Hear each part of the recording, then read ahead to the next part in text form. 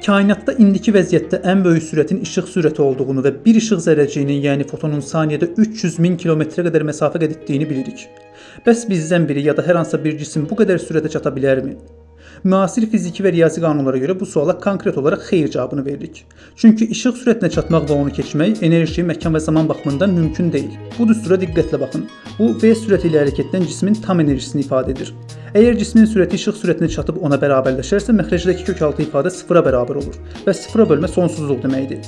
Yəni cismi işıq sürətinə çatdırmaq üçün sonsuz enerji lazımdır və hələ ki bu qədər enerjini əldə etmək mümkün deyil. Əgər cismin sürəti işıq sürətini aşarsa, onda məxrəcdəki ifadə mənfi qiymət alır və kökaltı ifadənin mənfi qiymət alması riyazi baxımdan mənasızdır.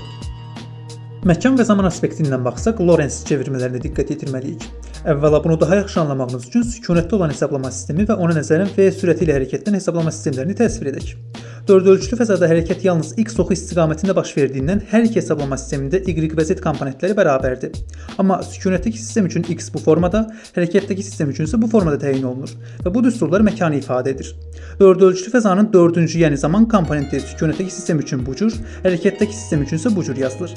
İndi hərəkətdəki sistemin işıq sürətinə çatdığını fərz edək. Enerji düsturunda olduğu kimi yenə məxrəc sıfıra çevrilir.